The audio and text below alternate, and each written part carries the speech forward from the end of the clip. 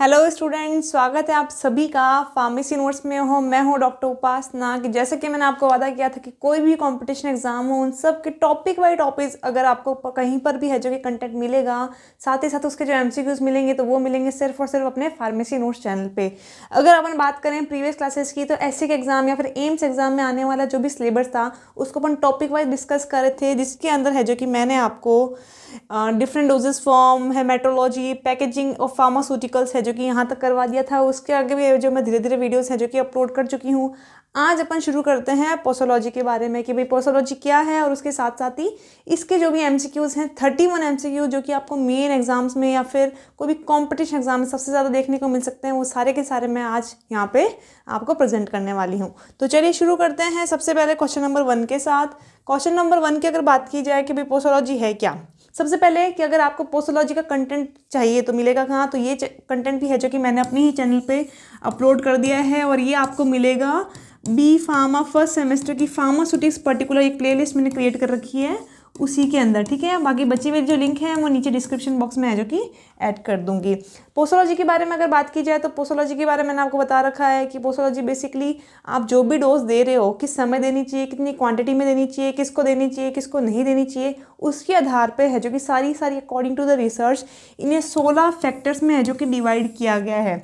वो कौन कौन से फैक्टर्स हैं, एज से लेके पर्टिकुलर कोई डिजीज़ तक, प्लस इनमें कौन कौन से एग्जाम्पल हैं, वो सारी की सारी है जो कि पोसोलॉजी है। प्लस साथ ही डोज के अमाउंट को भी कैलकुलेट करने में हेल्प करती है। तो जो एडल्ट डोज है उसे पेडियाट्रिक डोज में किस तरीके से कैलकुलेट किया जाता है वो भी आपकी पोसोलॉजी है जो कि आपको प्रॉपर वे में डिफाइन करती है। सारे के सारे जो 31 क्वेश्चन है पोसोलॉजी से इसी के ऊपर डिपेंड है। और साथ ही साथ मेरा मानना ये है कि मैंने जो भी क्वेश्चन उठाए हैं सारे के सारे जो मेन या कोई कॉम्पिटिशन एग्जाम है उसके अंदर आने वाले सबसे ज़्यादा इंपॉर्टेंट सवालों में से कोई ना कोई रहेंगे। यानी कि अगर पोसोलॉजी में कोई भी सवाल पूछा जाता है तो फॉर श्योर है कि इन 31 में से ही वो पर्टिकुलर कोई ना कोई क्वेश्चन होगा। इसके अलावा पोसोलॉजी से कोई भी क्वेश्चन नहीं बन सकता। तो चलिए अपन शुरू करते हैं फटाफट। सबसे पहले आपका सवाल है posology is the study of, यानी कि पोसोलॉजी है जो कि किसकी स्टडी है। तो अगर आपको सवाल पता है या इस पर्टिकुलर आपने पोसोलॉजी के बारे में पढ़ रखा है तो पोसोलॉजी बेसिकली है जो कि पोसोज सबसे मिलकर बनी होती है, जिसका मतलब है हाउ मच, यानी कि कितनी अमाउंट में है जो कि अपन को किसी को भी ड्रग देनी चाहिए। अब ऑप्शन की बात करते हैं, the route of administration, the doses form of drug, the dose of the drug and all. तो ऑब्वियस है जो पोसोलॉजी है कितनी क्वांटिटी में, कितने समय में, किसको किस समय किसको देनी चाहिए, किसको नहीं देनी चाहिए, वो सारे के सारे जो 16 फैक्टर्स हैं, एज है, जेंडर है, बॉडी वेट है, सारी की सारी चीज़ें इसके अंदर इंक्लूड की जाती हैं। तो आंसर भी आपका क्या हो जाएगा, डी ऑल, ठीक है। आगे चलते हैं अपन, which of the following factor does not affect posology, यानी कि इनमें से कौन सा फैक्टर है जो कि पोसोलॉजी को इफेक्ट नहीं करता या पोसोलॉजी के अंतर्गत नहीं आता। बात करते हैं, एज आता है, बॉडी वेट आता है, बॉडी सरफेस एरिया आता है, जेंडर भी आता है पर्टिकुलरली। बट अगर आपकी बात की जाए, अगर चारों ही ऑप्शन दे दिए जाए तो ये चारों के चारों ऑप्शन है जो कि आते हैं। इसको थोड़ा सा अपन करेक्ट कर लेंगे, चारों ही ऑप्शन है जो कि आपको पर्टिकुलर है जो कि पोसोलॉजी में देखने को मिलते हैं, यानी कि अगर डी की जगह यहाँ पे आपका है जो कि ऑल होगा, ठीक है। इसे अपन करेक्ट कर लेंगे, ये है ऑल। आगे चलते हैं नेक्स्ट सवाल के अंदर, which of the following factor is least important in determine the drug of the children. अब यहाँ पे बेसिकली अब है क्या, तो सबसे पहले अगर बात की जाए तो पेडियाट्रिक डोज कैलकुलेशन की जाती है। यानी कि सपोज मुझे ये पता है कि अपन एडल्ट डोज है जो कि 150 मिलीग्राम लेते हैं, ठीक है। पैरासीटामोल की अगर बात की जाए तो 350 मिलीग्राम है जो कि अपने को एडल्ट डोज चाहिए। अब बात करते हैं पेडियाट्रिक्स की। अब पेडियाट्रिक्स में भी क्या, 1 महीने का बच्चा भी हो सकता है या फिर 12 साल का भी बच्चा हो सकता है। तो क्या इन दोनों में अपन 350 मिलीग्राम पैरासीटामोल दे दें, नहीं। उसके लिए अपने को है जो कि एक कैलकुलेशन की रिक्वायरमेंट रहती है। कैलकुलेशन या तो बॉडी वेट के अकॉर्डिंग होती है, या फिर एज के अकॉर्डिंग होती है, या फिर सरफेस एरिया के अकॉर्डिंग होती है बेबीज़ की compare to the adult dose. तो ये सवाल ये पूछ रहा है कि इनमें से सबसे लीस्ट इंपॉर्टेंट कौन सा फैक्टर है। तो सबसे ज़्यादा जो है वो अपन बॉडी वेट से कैलकुलेट करते हैं। ये मानना है कि भाई जो बॉडी वेट जितना होगा उसके आधार पर ही अपन ड्रग की मेटाबॉलिज्म रेट भी है जो कि डायग्नोस कर सकते हैं। साथ ही साथ कैलकुलेशन में भी वो आसान होती है। एज अच्छे से अपन इतना नहीं यूज़ करते हैं, क्योंकि अब कोई 5 साल का बच्चा है वो हो सकता है कि 10 किलो का, और वही कोई 5 साल का बच्चा है वो हो सकता है 4.5 किलो का भी है। वाइल बॉडी वेट एक पर्टिकुलर कांस्टेंट चीज़ है जिसके आधार पर हम जो कि प्रॉपर वे में कैलकुलेशन कर सकते हैं। सेम है सरफेस एरिया की बात भी इसी तरीके से आती है। इसलिए जो लीस्ट इंपॉर्टेंट की अगर बात की जाए तो वो आपका रहता है सी, बॉडी सरफेस एरिया। ठीक है, आगे चलते हैं नेक्स्ट 4th नंबर क्वेश्चन पे। Which of the following factor is most important in determining the dose of the drug in adult. Simple आ गया कि भाई अब इनमें से सबसे ज़्यादा इंपॉर्टेंट कौन है, तो जस्ट मैंने आपको बताया कि सबसे ज़्यादा इंपॉर्टेंट आपका कौन सा रहेगा, बॉडी वेट, राइट। यानी बॉडी वेट से आप आसानी से जो कि एडल्ट डोज चेक कर सकते हो। कभी भी नोट कर लेना कि जब भी बात की जाए कि एडल्ट डोज या एडल्ट वेट कितना होता है, तो हमेशा अपन है जो कि 65 kg या फिर 70 kg है जो कि सुनते हैं स्टैंडर्ड वेट के रूप में। यानी कि अधिकांश जो कंपैरिजन है वो हमेशा वेट के ही आधार पे कर लिए जाते हैं। आगे चलते हैं क्वेश्चन नंबर 5 की तरफ। थोड़ा अपन क्विक चलेंगे क्योंकि अपने रोज के रोज कोई ना कोई पर्टिकुलर टॉपिक है जो कि कंप्लीट करना है। आगे अपन चलते हैं, विच of the following factor can effect the dose of the drug in both children and adult. सीधा सवाल है कि पर्टिकुलर कोई भी दवाई है वो चिल्ड्रन और जो एडल्ट हैं उन दोनों को साथ में कब इफेक्ट कर सकती है। ऑप्शन की अगर बात की जाए, organ function, drug interaction, genetic factor और ऑल। अब सीधी सी बात है कि अगर कोई ड्रग किसी ऑर्गन पे एक्ट करती होगी तो वो बेबीज़ के ऑर्गन पे भी सेम एक्ट कर रही होगी। अगर कोई ड्रग है जो कि लीवर में अक्यूमुलेट होती होगी या फिर लीवर से फिल्टर होती होगी, तो सेम एज पेडिट्रिक और एडल्ट दोनों में ही सेम तरीके से प्रोसेस होगा। सेम एज इंटरेक्शन की भी अगर बात की जाए, इंटरेक्शन में भी यही चीज़ रहेगी और जेनेटिक फैक्टर में भी यही चीज़ रहेगी। तो आंसर आपका क्या हो जाएगा, डी, ऑल। ठीक है, नेक्स्ट चलते हैं। Which of the following formulas is used to calculate the pediatric dose of the drug based on age? Simple सवाल पूछा है कि पर्टिकुलर जो पेडियाट्रिक डोज कैलकुलेशन अपन करते हैं उसमें काफ़ी सारे साइंटिस्ट ने अलग अलग फार्मूले दे रखे हैं कि भाई आप है ना जो एज है वो कितने साल है, कितने मंथ है, या वेट कितने किलो में है, वेट कितने पाउंड में है, उसके आधार पे लिया हो और हमारे पास जो एडल्ट डोज है उसके आधार पर अपन कैलकुलेट कर लेंगे एक फार्मूला बनाते हुए। अब हर एक फार्मूला अलग है, हर एक फार्मूले का जो नियम कानून है वो अलग है। सवाल आपको ये पूछ रहा है कि इन पर्टिकुलर जो साइंटिस्ट हैं जिन्होंने ये फार्मूले दिए थे, इनमें से जो एज बेस्ड फार्मूला है वो कौन सा है। यानी किसी ने बॉडी वेट दिया है, किसी ने सरफेस एरिया दिया है, ये सारे के सारे, बट एज बेस्ड कौन सा है। तो अगर ऑप्शंस की बात की जाए, यंग्स फार्मूला है, क्लर्क्स है, क्लॉविंग है और नन ऑफ द अबव है। तो इनमें से जो यंग्स फार्मूला है वो जो आपका है एज बेस्ड फार्मूला कहलाता है। ठीक है, तो आंसर आपका हो जाएगा यहाँ पे 6A, यंग्स फार्मूला। नेक्स्ट चलते हैं। अब सवाल ये पूछ लिया कि ठीक है यंग्स फार्मूला एज पर डिपेंड करता है, तो भाई यंग्स फार्मूला है क्या, यंग्स फार्मूले में अपने को कौन सा पर्टिकुलर कैलकुलेशन यूज़ करना पड़ता है। तो मैंने आपको क्या किया, यहाँ पर जितने भी फार्मूले हैं वो भी मेंशन कर दिए, साथ ही साथ उन्हें कैलकुलेट आप किस तरीके से कर सकते हो उसके लिए यहाँ पे मैंने एक एग्जाम्पल भी मेंशन कर दिया। फॉर श्योर है कि आपको अपने ना कोई भी कॉम्पिटिशन एग्जाम के अंदर अगर कोई कैलकुलेशन आती है, चाहे वो फार्मास्यूटिकल कैलकुलेशन हो या चाहे वो पेडियाट्रिक कैलकुलेशन हो, इनमें से एक सवाल आपको पक्का देखने को मिलेगा। यानी कि ये मान लो कि एक कैलकुलेशन का और एक पैथोलॉजी का, ये दो सवाल आपके इस पर्टिकुलर कंटेंट में से फिक्स हैं जो कोई भी कॉम्पिटिशन एग्जाम में आपको देखने को मिलेंगे। सवाल देखते हैं अपन, यंग्स फार्मूला है जो कि इनमें से कौन सा है। ठीक है, अब ओवरऑल जैसे मैंने आपको कहा कि जो भी फॉर्मूले हैं उनकी जो बेसिक 3 या 4 कैटेगरी होती है, या तो वो एज बेस होगा या फिर बॉडी वेट बेस होगा या फिर वो सरफेस एरिया बेस होगा। बॉडी वेट भी या तो वो किलो में ले रहा होगा या फिर वो पाउंड में ले रहा होगा। ठीक है, हाइट की अगर बात की जाए वो सेंटीमीटर में ले रहा होगा या फिर वो इंचेस में ले रहा होगा। इस तरीके से आपको डिफरेंट साइंटिस्ट के हैं जो कि फॉर्मूले देखने को मिल रहे हैं। लगभग जब कैलकुलेशन करते हैं सबके एक जैसे ही रिजल्ट आते हैं, थोड़ा बहुत है जो कि अपने को फ़र्क देखने को मिलता है। बट यहाँ पे बात करें यंग्स फार्मूला क्या है, तो यंग्स के लिए अपन एक चीज़ तो देख ली थी कि ये एज बेस है। एज बेस में भी खास बात ये है कि 12 साल तक के बच्चों के लिए है। तो सवाल में अगर अपन ऑप्शन ढूंढे adult dose into child's age in years upon age plus 12, यानी कि सिंपल अगर मैं कहूँ किसी 5 साल के बच्चे की डोज कैलकुलेट करनी है तो अपन और डोज है 200 मिलीग्राम, तो फॉर्मूला किस तरीके से बैठेगा, 200 milligram into 12 upon 12, sorry 200 into 5/5 plus 12।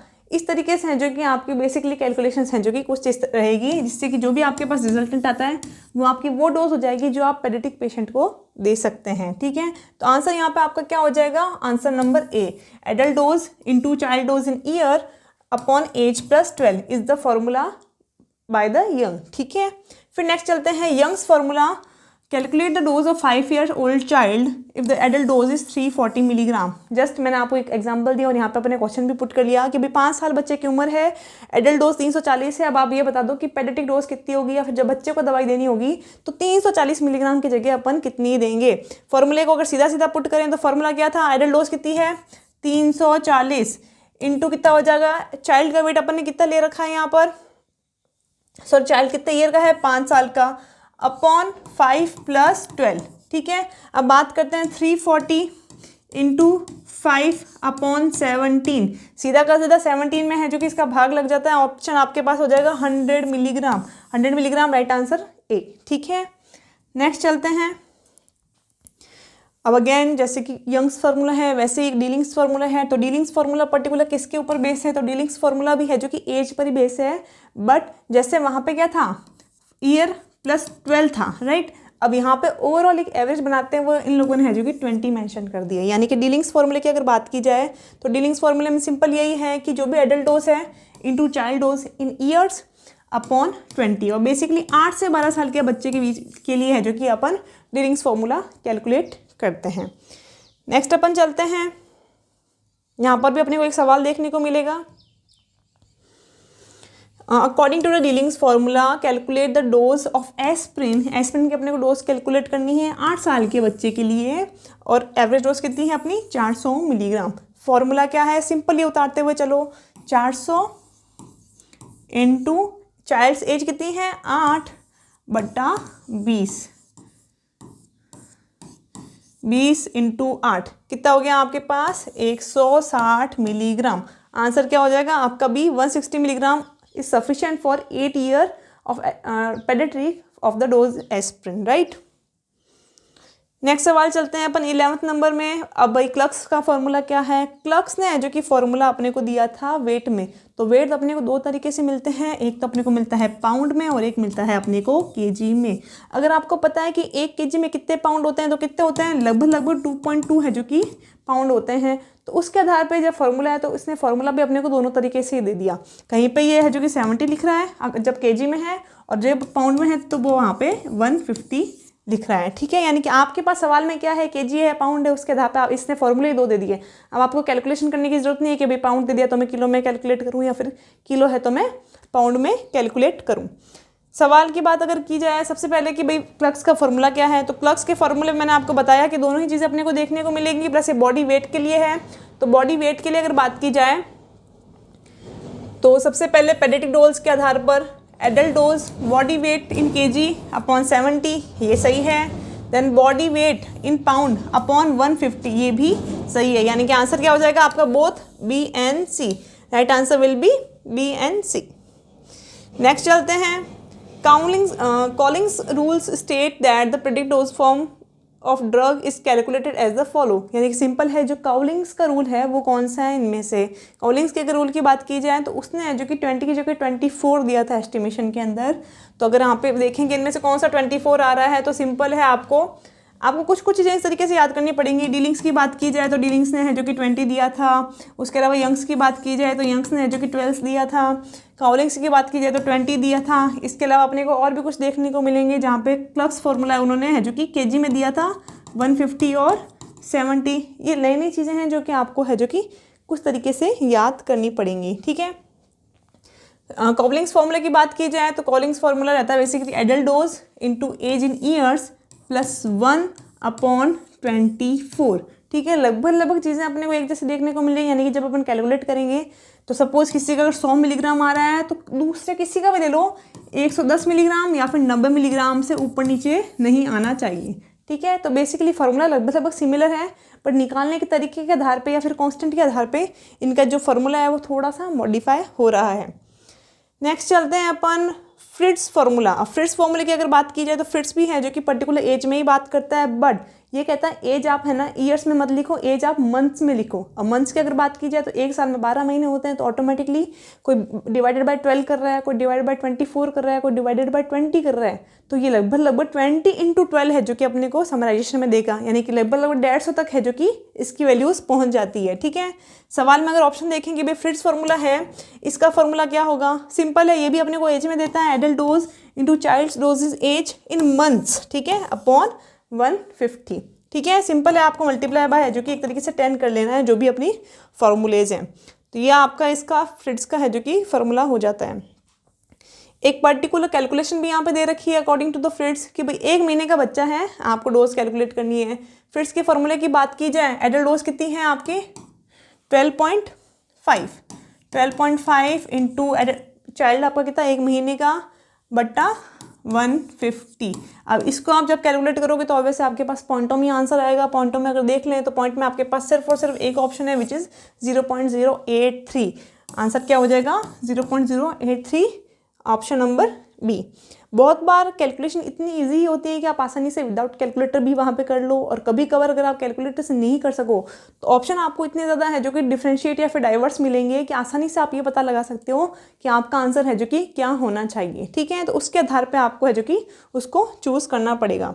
Next चलते हैं अपन, best dose rule state the parity dose of drug is calculated as the follow.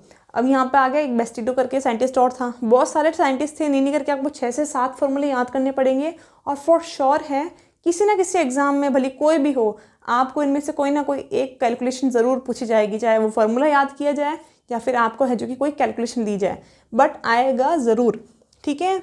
बात करते हैं बेस्टिडो की, तो बेस्टिडो बेसिकली है जो कि ईयर्स में बात करता है, बट यहाँ पे फॉर्मूले में +3/30 है जो कि एस्टिमेट हो जाता है। अब +3/30 यहाँ पे कहाँ पे है, ऑप्शन नंबर सी के अंदर है। ऑप्शन नंबर सी की अगर बात की जाए तो paediatric dose equals to adult dose into age in years +3/30, ठीक है। तो ये आपका जो है सही सवाल का सही जवाब है जो कि यहाँ पे रहेगा। नेक्स्ट बात करते हैं क्वेश्चन नंबर 16 की। ये थोड़ा सा इंटरेस्टिंग सवाल है और बहुत घुमा के पूछा गया है, पेपर में भी आपको ज़रूर ये है जो कि देखने को मिलेगा। सवाल क्या है उसके बारे में अपन बात करते हैं। सबसे पहले which is the following is not type of the drug dosing error. सबसे पहले कि इनमें से पर्टिकुलर है जो कि कौन सा एरर डोजिंग का नहीं है। सबसे पहले अब एरर होते क्या क्या है उनके बारे में बात करते हैं। तो बेसिकली यहाँ पे कोई भी एरर जो कि दवाई देने में त्रुटि हुई है या फिर किसी तरीके से अपन ने उसको सही तरीके से डोज नहीं दिया है, वो सारे के सारे एरर कहलाते हैं। काफ़ी सारे इसके टाइप्स होते हैं। अगर टाइप की अगर अपन बात करें तो सबसे पहले ओमिशन यानी कि मिस करना। आपने उसको दवाई देना है जो कि भूल गए पर्टिकुलर किसी पेशेंट को, चाहे वो बाय नर्स हो, चाहे बाय वो फार्मासिस्ट हो, चाहे बाय वो पर्टिकुलर डॉक्टर ही क्यों ना हो, ठीक है। उसके अलावा कमीशन एरर बेसिकली है जो कि आपने जो दवाई है उसका या तो टाइमिंग गलत दे दिया या फिर रूट ऑफ एडमिनिस्ट्रेशन है जो कि गलत हो गया। उसके अलावा है ट्रांसक्रिप्शन एरर। इसमें बेसिकली आपने डोज तो सही दी है बट उसकी एंट्रीज गलत कर दी गई। अब एंट्री गलत कर दी तो ये बेसिकली किस तरीके का एरर हो गया जिसके अंदर हो सकता है नाम भी गलत हो, एज गलत चली गई हो, मेडिसिन का सॉर्ट अलग चला गया हो, या फिर पर्टिकुलर कोई दवाई की बीमारी का नाम ही है जो कि पूरा का पूरा उन्होंने चेंज कर दिया हो। तो ये पर्टिकुलर एक तरीके की डेटा एंट्री है जिसमें डोज का कहीं ना कोई रिलेशन नहीं है। उसके अलावा एक कैलकुलेशन एरर है कि आपको देनी थी 5 मिलीग्राम, आपने दे दी 50 मिलीग्राम। आपको देनी थी 5 मिलीग्राम, आपने दी 0.5। तो this is known as basically dose या फिर थेरापेटिक एरर।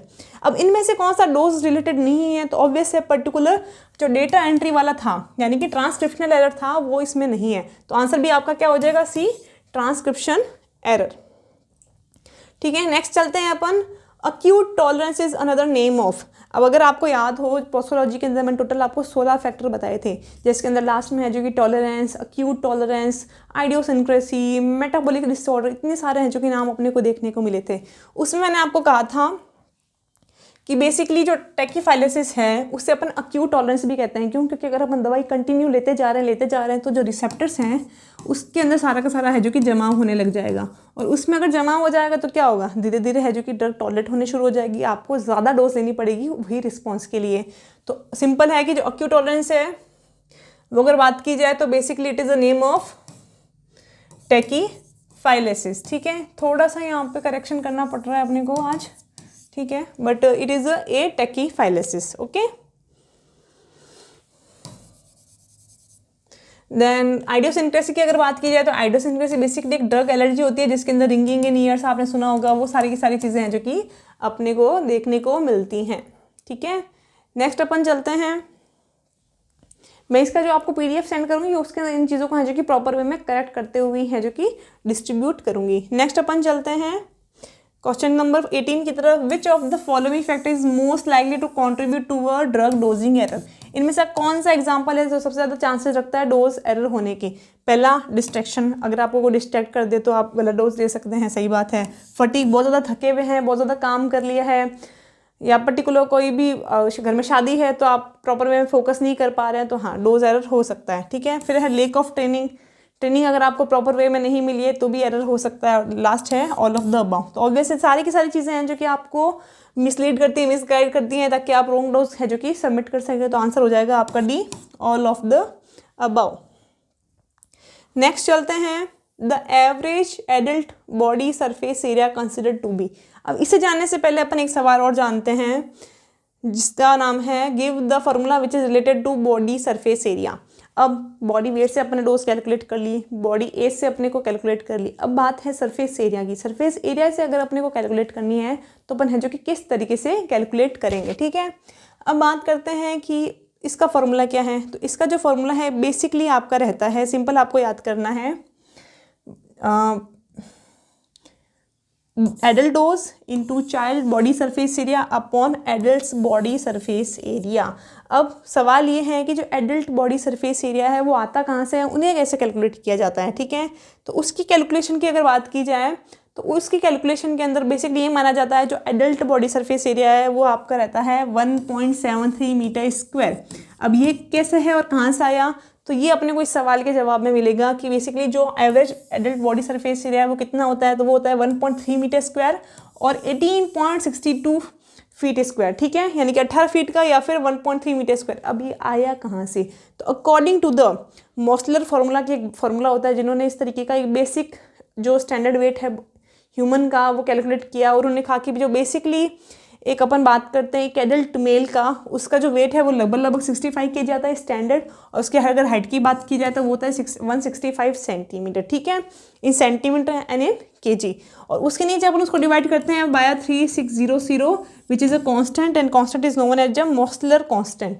जब इसे डिवाइड करते हैं तो अपने पास आता है 1.73 मीटर स्क्वायर। इसको अगर अपन फिट में कन्वर्ट करें तो which is 18.62 which is again average adult body surface area, जिसे अपन किसी भी फॉर्मूले में आसानी से कंसिडर कर सकते हैं कैलकुलेशन के लिए, ठीक है। तो सिंपल आपका आंसर क्या हो जाएगा, ए 1.73 मीटर स्क्वायर। इसे अपन आगे सवालों में भी यूज़ करेंगे। बट अगर आपको सेंटीमीटर या फिर केजी की जगह पाउंड में या फिर इंचेस में दे दें तो उन्हें आपको कैलकुलेट करना होगा, यहाँ से कन्वर्ट करके वैल्यू निकालनी होगी, फिर है जो कि आपको फॉर्मूले में पुट करते हुए है जो कि आंसर करना निकालना होगा।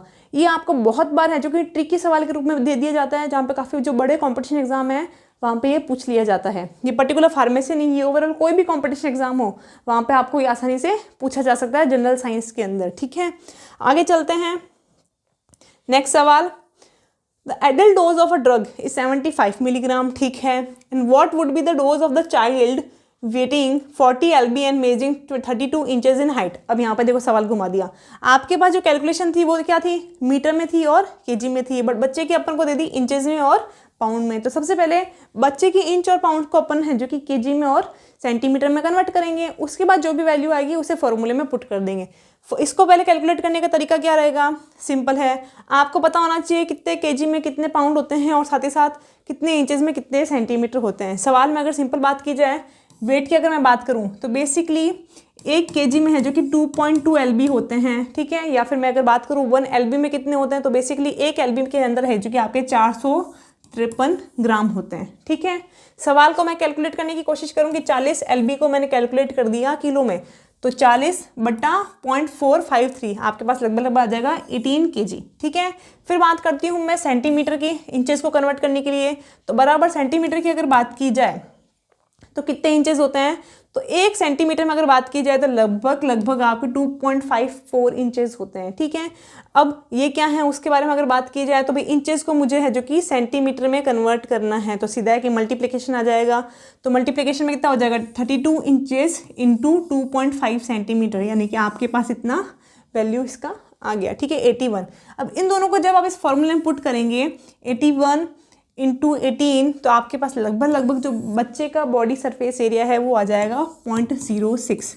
एडल्ट का आपको पता है 173 है। अब उसे जब आप फॉर्मूले में पुट करेंगे, ठीक है, तो 0.6 into 1.73 divided by the adult dose which is 75 milligram, then you will get the answer 26 milligram which is C. ठीक है, इस तरीके से आपको है जो कि थोड़ी सी यहाँ पे ट्रिक के हिसाब से है जो कि कैलकुलेट करना पड़ेगा। ये आपको है जो कि कहीं पे भी नहीं मिलेगा, आपको सिर्फ और सिर्फ है जो कि फार्मेसी नोट्स में बताया गया है कि इस तरीके से अपन इसको सॉल्व कर सकते हैं कि भाई पहले वेट को है जो कि अपन पाउंड से केजी में कन्वर्ट करना है, देन फिर सेंटीमीटर को है जो कि अपने सॉरी इंचेस को है जो कि सेंटीमीटर में कन्वर्ट करना है, उसके आधार पे अपन है जो कि कैलकुलेट करते हैं। यानी कि सिंपल सी बात की जाए तो इंचेस हैं जो कि बड़े हैं उसको आपको सेंटीमीटर में कन्वर्ट करोगे तो आपके पास ऑटोमेटिकली हायर वैल्यू आ जाएगी।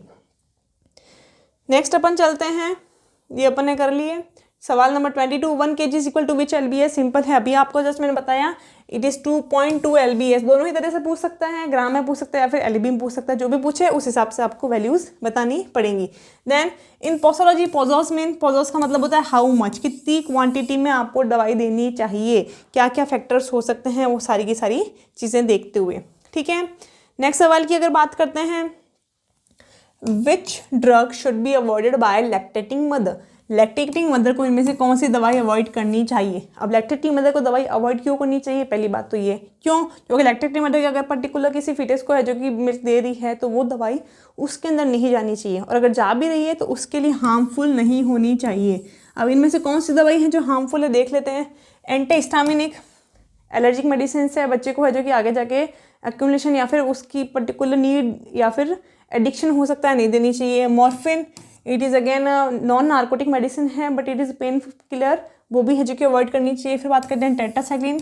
अगर टेट्रासाइक्लिन लंबे समय तक बच्चे को कंज्यूम हो जाए तो उससे ग्रे बेबी सिंड्रोम हो सकता है which is deformation of both. ठीक है, एक पर्टिकुलर डिजीज़ है जिसके अंदर डीफॉर्मेशन ऑफ है जो कि बोन हो जाता है, टीथ हो जाता है, ये भी एक तरीके की बीमारी है। यानी कि इन सब मेडिसिन को आपको जो मदर फीड करवा रही है उनमें अवॉइड कर देना चाहिए। तो आंसर क्या हो जाएगा आपका डी। आगे चलते हैं, 100% bio availability was found in which route of administration. यानी कि इनमें से कौन सा रूट ऑफ एडमिनिस्ट्रेशन है जिसके अंदर 100% बायो अवेलेबिलिटी है जो कि पाई जाती है। ऑप्शंस की बात करें कौन कौन से हैं, इंटरवीनियस यानी कि सीधा का सीधा पेरेंटल आपके खून में डाल रहा है, लाइक जो ग्लूकोज के नहीं लगते हैं आपके इन्फ्यूजन्स, वो सारे के सारे। ओरल आपने कोई टैबलेट ले ली, टॉपिकल आपने कोई क्रीम लगा ली, और नन। तो 100% बायो अवेलेबल यानी कि अगर आपने 100 मिलीग्राम ड्रग दी है वो सीधी की सीधी आपकी रुधिर वाहिनी में पहुंच रही है, this is your bio available. आपके सिस्टम सर्कुलेशन में पूरी की पूरी दवाई चली गई, कोई भी ऑर्गन ने उसे खराब नहीं किया, कहीं से भी वायनिश नहीं हुई, कहीं से भी बॉडी से बाहर नहीं निकल पाई। तो सीधा का सीधा जवाब है जो इंट्रावीनियस है, जो पेरेंटल इंजेक्शन है, वो 100% है जो कि आपकी ड्रग को एब्जॉर्व करवाने के लिए सक्षम है। तो आंसर क्या हो जाएगा इसका, ए IV। ठीक है, नेक्स्ट चलते हैं, which drug should be administered after food consumption. इनमें से कौन सी दवाई है जो कि खाना खाने के बाद ही लेनी चाहिए। तो कुछ दवाएं ऐसी होती हैं जो अपन भूखे पेट अगर ले लेते हैं तो वो गैस्ट्रिक इरिटेशन करती हैं, ठीक है, गैस्ट्रिक ब्लीडिंग कर सकती हैं, तो वो बेसिकली है जो कि पेन किलर्स होती हैं या फिर जो पर्टिकुलर हैवी मेटल्स होते हैं वो होते हैं। ऑप्शन की अगर बात की जाए तो ऑप्शन में यहाँ पे आयरन है, आर्सेनिक है, कोड लिवर है, तीनों ही हैं जो कि भूखे पेट नहीं लिए जाने चाहिए। क्यों, क्योंकि सीवियर गैस्ट्रिक इरिटेशन करते हैं खाली पेट। तो आंसर क्या हो जाएगा आपका D, all of the above. Next चलते हैं, hypnotics are more effective if administered during. Hypnotics की अगर बात की जाए तो बेसिकली अपने को दो कैटेगरी में देखने को मिलते हैं।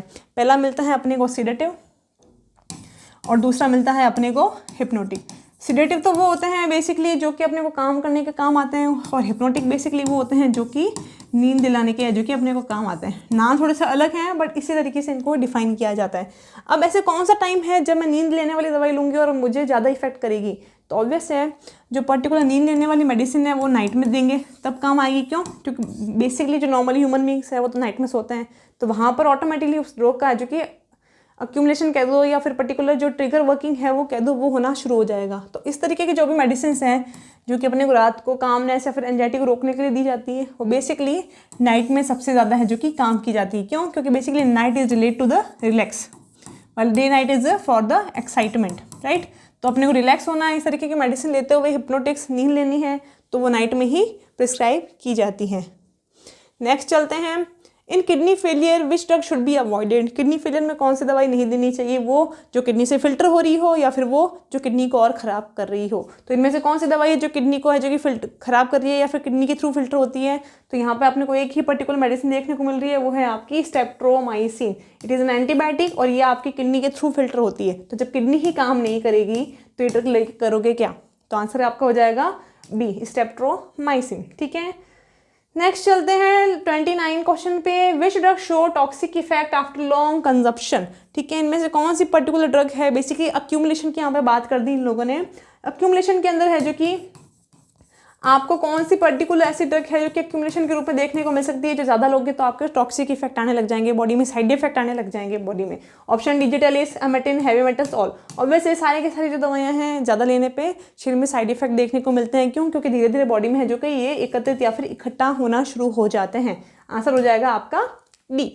नेक्स्ट चलते हैं, which effect can be shown if combination of ephedrine and aminophylline give together. सिंपल सवाल है बट सोचने वाला है कि आपके ये अगर दवाइयाँ आप कॉम्बिनेशन में ले रहे हो तो आपको क्या इफेक्ट आएगा।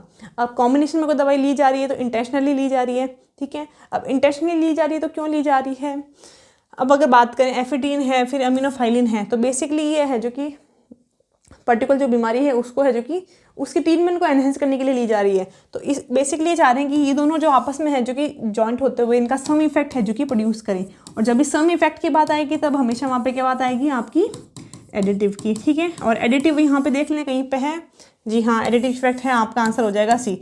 वाइल सिनर्जिज्म की बात की जाए तो बेसिकली इफेक्ट को इंक्रीज कर देता है, एंटागोनिज्म है जो कि इफेक्ट को एंटी कर देता है यानी कि रोक देता है, ठीक है। और एडिटिव की बात की जाए तो दोनों वैल्यू के सम का इफेक्ट है जो कि ये प्रोड्यूस करता है। इस तरीके से आपको है जो कि ये ग्राफ देखने को मिलता है, ठीक है। तो आंसर हो जाएगा आपका एडिटिव। अब बात करते हैं लास्ट सवाल की। लास्ट सवाल आपको क्या कह रहा है पोस्टोलॉजी के अंदर, which of the following are the example of synergistic effect, यानी कि इनमें से कौन सा है जो कि सिनर्जिस्टिक इफेक्ट शो करता है। सिनर्जिस्टिक में मैंने आपको बता दी कि बेसिकली अपन कोई ना कोई एक्शन है जो कि एनहेंस करके देना चाह रहे हैं। ऑप्शन की अगर बात की जाए प्रोकीन प्लस एड्रेनलिन, ऑब्वियस है जो प्रोकीन है इसका पर्टिकुलर इफेक्ट बढ़ा देता है। दूसरा बात करते हैं एस्पिरिन प्लस वार्फरिन, ये ब्लीडिंग को इंक्रीज कर देता है, ठीक है। एड्रेनलिन प्लस एस्ट्रेलिन ये दोनों एक दूसरे के उल्टे वर्क करने वाले हैं, ये it is a constrictor and it is a dilator. और डी है जो कि बोथ ए एंड बी, तो ऑब्वियस है दोनों ए और बी की अगर बात की जाए एक दूसरे के एक्शन को पोटेंशिएट करने वाले हैं, बढ़ाने वाले हैं। तो आंसर क्या हो जाएगा आपका बोथ ए एंड बी। आज के स्टूडेंट इतना ही। आप आई होप आपको जो सारा है वो कंटेंट समझ में आया होगा। साथ ही साथ यहाँ पे एक दो ऑप्शंस के अंदर है जो कि मैंने मिस्टेक करी है, इन्हें मैं है जो कि करेक्ट कर दूंगी जब आपको पीडीएफ फॉर्मेट है जो कि सेंड करूंगी। नेक्स्ट टाइम अपन जब मिलेंगे तब मैं आपको नए कंटेंट के साथ मिलूंगी, नए टॉपिक के साथ, जिसकी अपन अगेन कॉम्पिटिशन एग्जाम के हिसाब से तैयारी कर रहे हैं। बट क्वेश्चन आपके कितने होंगे, वही 31, ठीक है। I hope you understand the video and for more information please like share and subscribe. Thank you.